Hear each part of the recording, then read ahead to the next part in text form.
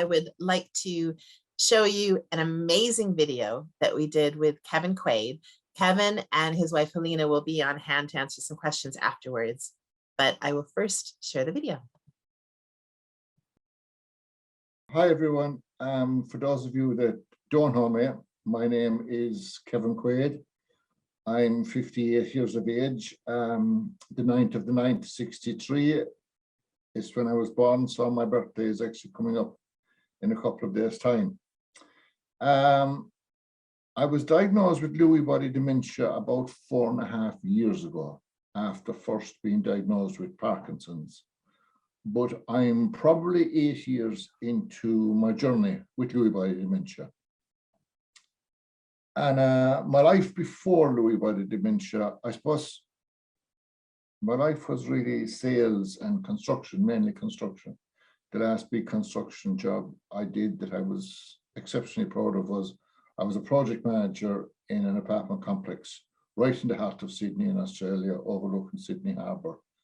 And I think when I topped it off and we got the penthouses finished with a view of Sydney Harbour, it was one of the few times in my life I gave myself a pat on the back and said, well done.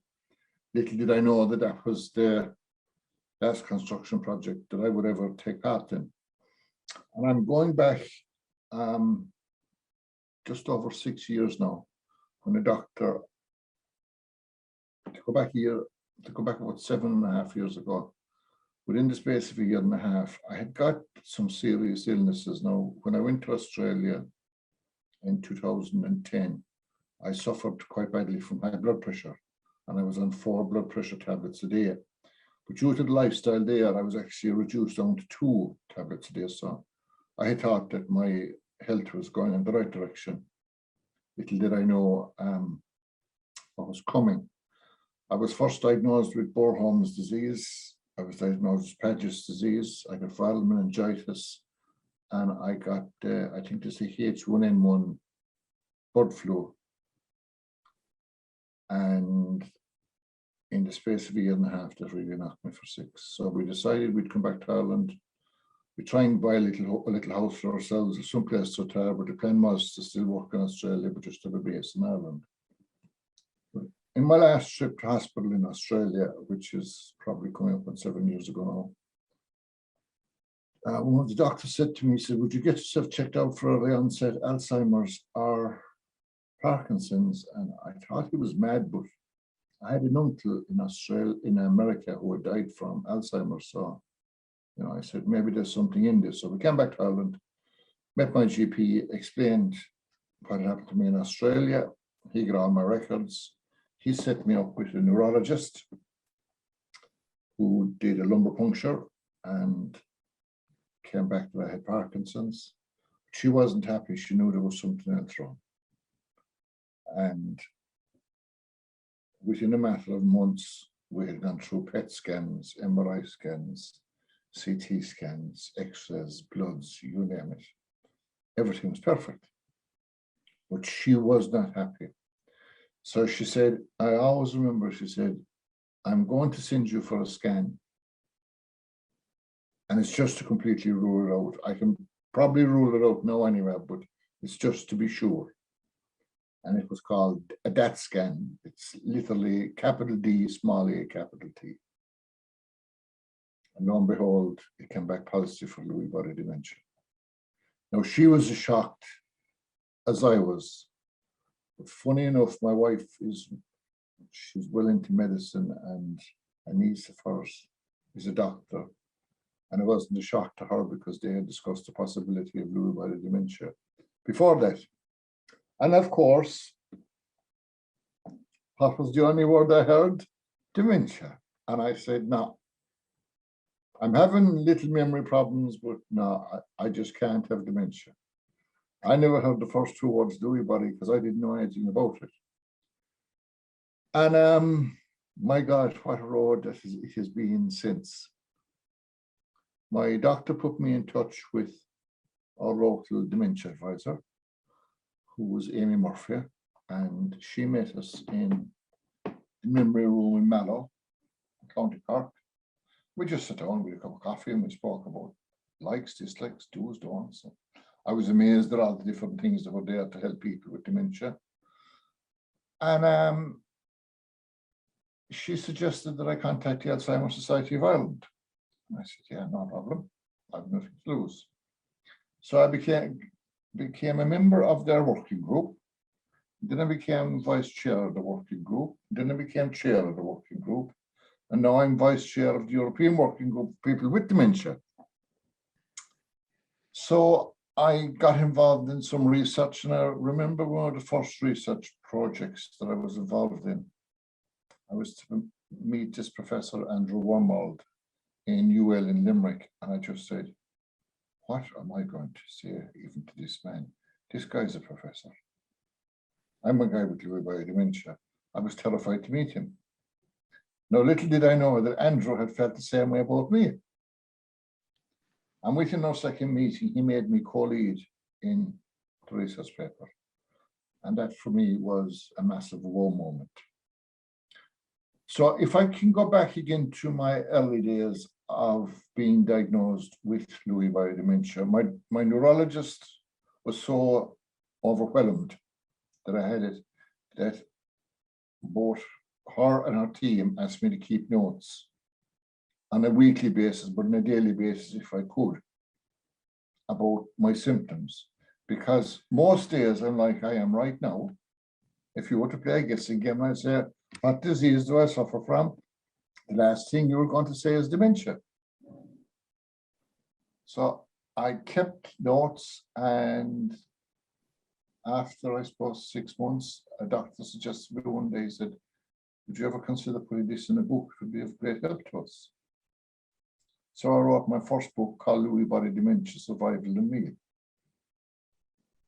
And it's the story of my life, basically, who I am, who my family are, things that happened to me growing up that I thought may have led to my Lewy disease, and how we dealt with it as a family after being diagnosed.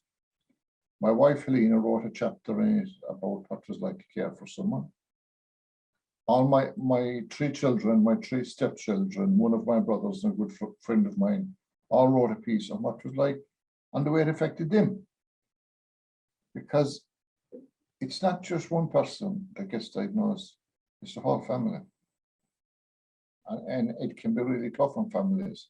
And I can tell you here and now that it's a lot easier to have Lewy dementia than to live with someone who has Lewy dementia, or watch someone you care about go through life with this disease that's both progressive and incurable. Like, they're hard roads to take at the beginning. And like, I suppose I've always had a positive outlook in life. So you either fight or you lie down, and I've never laid down yet, so I ain't going to start now. And the Alzheimer's Society of Ireland, I could never thank them enough, in the working group and European working group. They've become my second family. We're about to launch Lewy Ireland as well, because there's over 65,000 people in Ireland with dementia, and there's a minimum of 10% of those with Lewy disease. So that's between 6,000 and 10,000 people. I know between 6 and 10. So that's a lot of people are afraid to talk. And what the ordinary man on the street needs to know about this disease is, when I'm good, I'm out. I can be out enjoying myself. I can be at a football match like I was yesterday.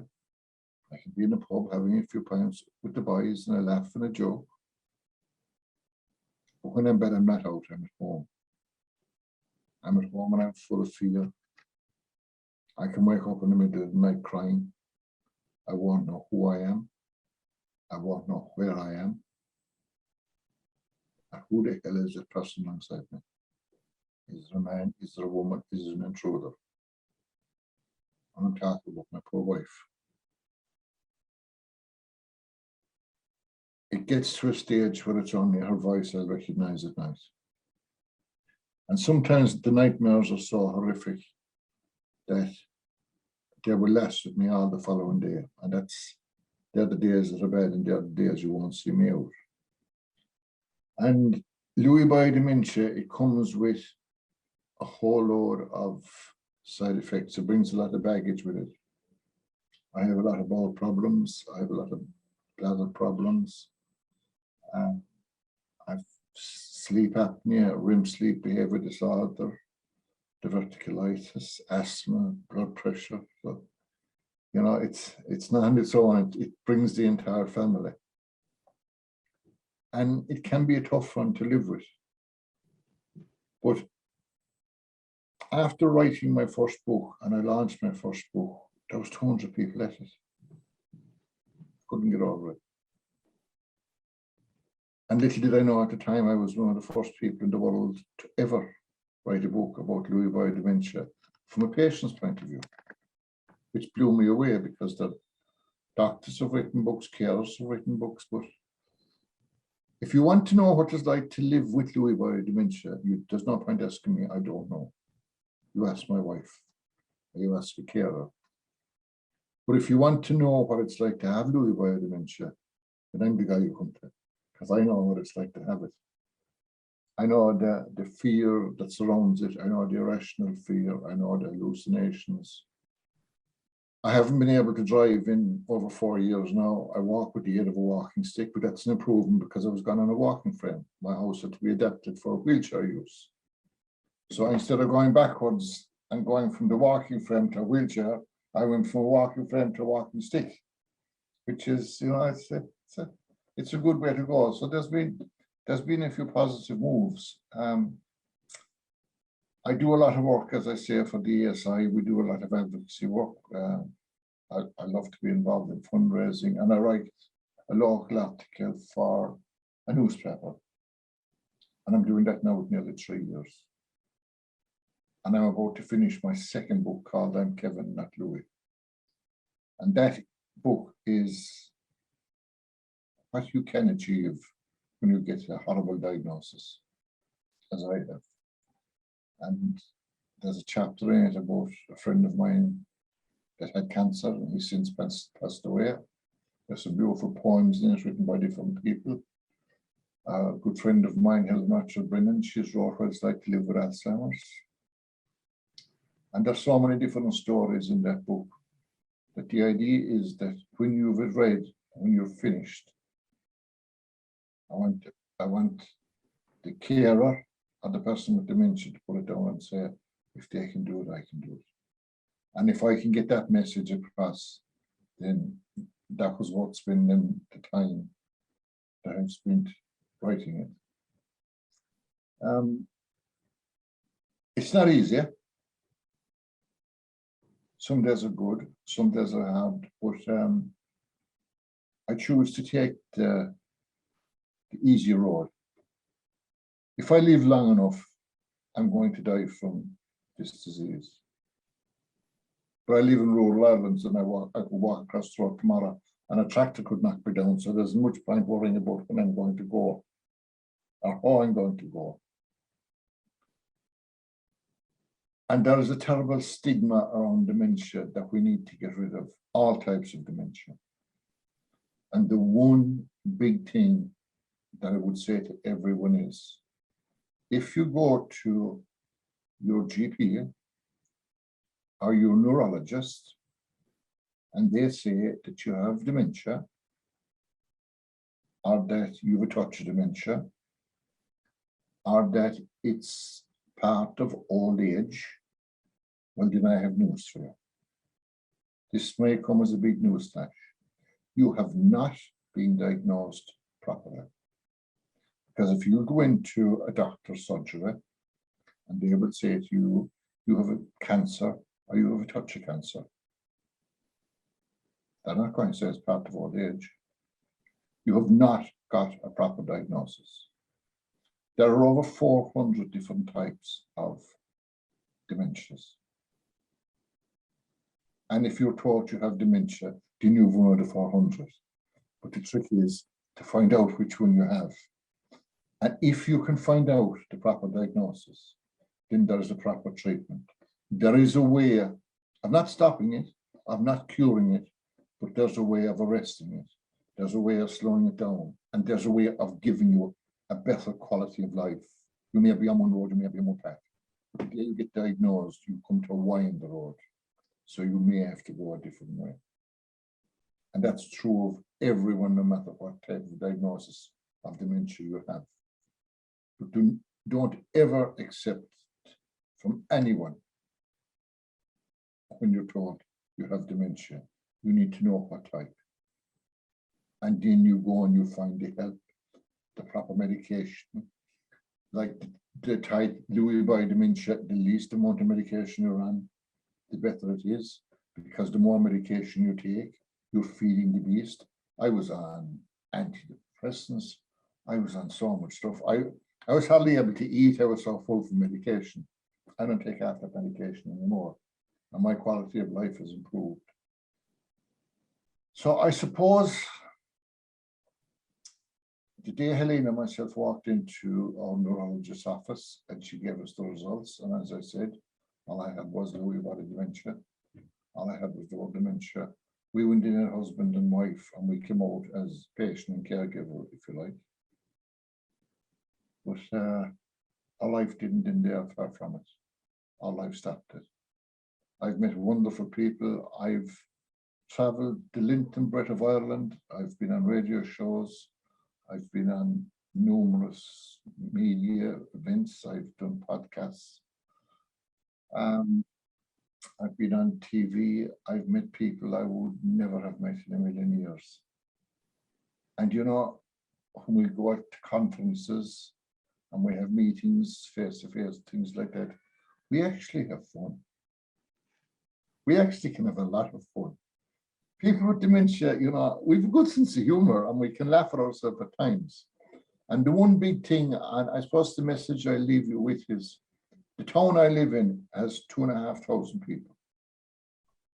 And I launched my first book there with my family, my sons, daughters, stepchildren, grandchildren, local politician, and we stood up on a stage and shouted from the rooftops, I have Lewy body dementia. And you know what happens when I go to town now? When I go to the local coffee shop or the local pub, people will say, hi Kevin, how are you doing? I say, aren't I out having a cup of coffee? I'm out having a drink. I'm out having fun. And when I'm able to do that, I'm fine. And guess what? I'm not treated like Kevin Quaid, the person who has Lewy body dementia. I'm treated as Kevin Quaid, the human being. And that's the way I want to be known as. Kevin Quaid, the human being. Thanks. Thank you so much, Kevin. That was just lovely. So I'd like to do the formal introduction for those of you who might not know Kevin. Kevin Quaid is an author and vice president of the European Dementia Working Group. He was diagnosed with Lewy body dementia in 2017 at the age of 53 after being diagnosed firstly with Parkinson's. He's a member of the Irish Dementia Working Group, vice chairperson of Alzheimer Europe, and has been instrumental in the creation of a new organization, Lewy Body Ireland, who are going to be speaking at the conference tomorrow. After his diagnosis, Kevin realized there was a lack of information about his particular form of dementia and wrote a book called Lewy Body Dementia, Survival in Me. He's currently finishing his second book at the moment. He has also started a memory cafe in Cantor, County Cork to support others living with the disease in his area. Kevin is married to Helena, who is joining him here today. He has 3 children, 3 stepchildren, and 5 grandchildren. This family man is an adventurer who spent time in Australia and loves to travel. Helena is also chair of the DCCN Dementia CarersCampaign network and is also one of the co-founders of the Lewy Body Ireland. So you're very welcome this morning. So Kevin, the first question is for you. Can you tell us a little bit more about your new book and when it's going to be published? Actually, my new book is called I Am Kevin, Not Lewy. And it's a continuation pretty much of my first one, Lewy body dementia, Survival in Me, with a difference. It starts off with kind of how I was feeling when I started to write the book about 12 months ago. the symptoms that I had shown 3 years ago. There was 14 or 15 of them, I think. Some have stayed the same, some have got worse, some have got better. And I have got some magnificent people to write in the book. Helen Brennan has written a piece in it. Helen has Alzheimer's. Gareth O'Callaghan has multiple systems atrophy. And a lot of people have added pieces to it. There's a chapter about a friend of mine who has died since from cancer. And it's entitled Get On With It. And it's a powerful book. And my aim is that when you put down the next book, if you see it yourself, if you have someone with dementia, or you know someone with dementia, or any kind of disease, if they can do it, I can do it. And like, you must remember about me, right? I said, no, this is Kevin Quaid, this is an author. This Kevin Quaid started off as a labourer on a building site. I did my leaving cert, you know. Right, I had a little bit of college behind me. I lost everything, I mean everything in 2010. My home, my car. My wife and myself went to Australia with our bags in our back, and I was 46 years of age. I had to start again, and I did. And I started again, you know, and we got together a price of a beautiful little house here in Ireland. And then I was struck down with this bloody Lewy by dementia. When we hear dementia, we automatically assume memory loss. Well, there's a guy over in Carebright in Bruff in County Limerick, and his name is Dave Graney. Now, the thing I want you to know about Dave is 69, which means he's 11 years older than me. Dave is 6 years further on in his journey than me. I didn't go to school with Dave. I didn't know Dave. I never met Dave until he went into the Carebright Centre in Bruff. And the first day I met him, I spoke to him for about 20 minutes, half an hour. And we were supposed to leave for dinner, and I walked away. It was very soon after my own diagnosis. And Nisha Joy, she followed me out and she said, "What's wrong? You're not staying for dinner?" And I said, "No, I forgot. I have another appointment to go to." And she said, "You don't." She said, "What's wrong?" I said, "It's all become too real too fast and I can't take it. I just wasn't able to deal with it there and then." And that's being totally honest with you. I could see it. It was like looking at a mirror, looking at Dave where I was going. And I didn't like what I saw. So I met Dave maybe 2 or 3 other occasions after that, and we had coffee, and his voice was very low. But we had a laugh, and he showed me around his room the first time. He knew all his family, but he was at the stage where he needed to be in a care home facility. But 3 weeks ago, we went over to do an interview with News Talk. And I was talking to his son, Ken, who is one of the co-founders of Lewy Body Ireland. Dave is actually, because it's Dave inspired every one of us. But Ken said to me, look, he said, he probably won't remember you. And some days he doesn't speak at all, he's not able to speak. Now, you must remember, I had met this man 3 times in my life after he went into a nursing home. So I went in, his head was bowed. His head, and he looked at me and he said, with tears in his eyes, he gave me a hug. He said, "Kevin Quaid, I thought I'd never see you again." And 3 days later, his daughter-in-law, Claire, went in, and I hadn't told him, but Nisha must have. She said, "Is Kevin's new book out yet?" And I wondered, did he mention me in it? Now, if Lewy body dementia is all about memory loss, then he doesn't fit the bill, does he? His body, like mine, is breaking down, but his mind is still as sharp as a tack.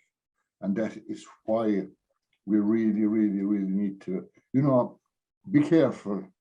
I think Helen was saying yesterday that the stigma is slowly but surely leaving dementia, which it is. But now we need, as I had said in my video, you have to be told the type of dementia you have. It's like cancer, no different. If you're not told, you haven't been diagnosed, end of. And if a doctor doesn't know, he sends you to a doctor, he sends you to a neurologist who finds out. Because if you have dementia, if they know it, they have to be able to find out what type. We give out about the HSE, we've got about so many things here. We have the tools, we have the DAT scans, we have everything going. So we have the tools at our disposal. We just need to use them. We just need to use them. And I asked, and I finished with this, I asked Ken, or Dave's dad, Ken, the other night, I said, what way is his tremors now in his hand? And he said, with the new medication that he's been put on, his medication has been trained, they're better. And I said, why don't you try him with a jigsaw? Try a jigsaw for a 10-year-old. See how it goes. He might like it, he might hate it. But if he likes it, build up. Build up to a 500-piece jigsaw. You don't know, and you don't ever give up. You don't ever give up. If you have dementia, don't ever give up. If your loved one has dementia, encourage them to give up. And encourage them not to be ashamed of it, because it's not their fault. They didn't cause it. They didn't do anything wrong that got dementia. No one deserves it, but we have it. And I don't know whether I said in the video or not, because my power went out, but if you want to know what it's like to have dementia, ask me, Lewy body dementia. If you want to know what it is to live with it, ask Helena, because I don't know what it's like to live with it. Well, that's a perfect segue, because I actually have received a question from Helena. So Helena, people are asking about your initial response to Kevin's diagnosis, and then what supports were the most useful to you. Okay, I was saying that Amy Murphy, our GP, put us in touch with our local dementia advisor. She's working with the Alzheimer's Society of Ireland, and her name is Amy Murphy. And she was absolutely invaluable to us, because we were out at sea with no life jacket. And the day our first appointment with her, she gave us a pathway to go on. She advised us to become advocates, and that changed our lives, because Kevin had a distraction then getting involved with the Alzheimer's Society of Ireland. And it was a great distraction for me as well. So even though I was slow to get in touch with the Alzheimer's Society of Ireland, because I kept in my head that Kevin doesn't have Alzheimer's, he has Lewy bodies, even though they're all under the same umbrella term of dementia. So it was wonderful to be guided on that road. And as well as that, what I found most difficult at the beginning was the powerless nature of it. Kevin was powerless over his symptoms. I was powerless over the whole fact that Lewy bodies had kind of come into our house. And it's the slow stealth nature of Lewy bodies and the fluctuations of it, because sometimes he needs assistance and sometimes he doesn't. Therefore, as a carer, sometimes you question yourself, because the fluctuations with Lewy body are quite nice at sometimes, because when he's having a good few hours, he's back to his old Kevin. But when they're bad, they're very, very bad, and the nightmares are horrific. But since Kevin's diagnosis, we have seen society in large, really, I suppose, they're beginning to rid the misperceptions and preperceptions about Lewy bodies, which is wonderful, or dementia as a whole, really. And there is a lot of symptoms with Lewy bodies that are invisible. So unless you're living with a person who has it, like Kevin, 24/7, it doesn't really come out to the light, because Kevin can mask his symptoms very well. So Kevin, another question for you has come in. When did you realize that something wasn't okay with you and you decided to seek medical advice? What were the first alarm bells? The very first alarm bell was actually, I spoke about the illnesses I had in Australia, but I had a GP there in Cronulla in Sydney. He was a German doctor. He was a lovely guy, and he had a small practice. Most medical centres, you're only a number, but you'll walk in and he's, good morning, Mr. Quaid, how are you, Mr. Quaid? And I'd walk in and I'd say, will you stop call me Mr. Quaid, I'm Kevin. I know, but I have to do it in front of other patients. And he was I think just $50 for 15 minutes of a consultation. I was offered inside with him for 3/4 of an hour because we talk about building and everything, but he had seen the alarm bells. He was an old type doctor, and he had seen the alarm bells from probably a year out. And he advised me to give up construction. So I went into sales in Sydney. And I remember I was designing kitchens for a company. And I remember parking my car in a small car park of a square shopping centre. You know, the way there's 4 square car parks around it. And I've been normally very good to go in to, I'd say, Sports Directors on my left, and there's a dollar shop on my right. It took me an hour and a half to find my car. I wasn't there looking for the car that I had before, we'll say, my current car. I just came home and I thought, geez, that's unlike you, that's strange. And I suppose that always sticks in my mind, that I know I say that I don't have memory problems.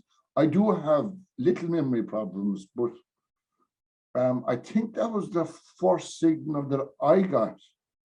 But when I was told the type of dementia that I had, it hit me for 6. It was like saying that you won the lotto, but no check arrived. You know, that kind of way, like, how can this have happened? And it took me a long time. And there are days when I'm at meetings like this and I'm talking and I'm feeling good and I'm looking forward to meeting, and I still think, do I actually have it? And then there are nights like last night when I know I have it. You know, when you wake up crying in the middle of the night, you're afraid of who's alongside you, you're afraid of who you are. You don't know who you are, you don't know where you've been, you don't know, is this real, is the dream real? You're afraid to go back to sleep in case you go back into the same dream. And it's a nasty illness, it's a nasty disease. But you know, I keep going back to one of the greatest inspirations of my life, Helena Quaid. Helen says, you get up in the morning and you put on the lipstick. And that's why I'm sitting here. Little did I ever think I'd be in my own shed wearing a shirt and tie. But I get up in the morning and I put on the shirt and tie, and I'm only coming out the door, but I come to work. And we're very, very, very slow, very slow. And it's the thing I'm very disappointed in getting back meeting face to face. We're all injected, you know, we're social butterflies. We need, as someone described it there, the chat in the hallway after the meeting. We need the one-to-one cup of coffee. We need to get back to that, because for us, look, for people that have no dementia, they're social butterflies.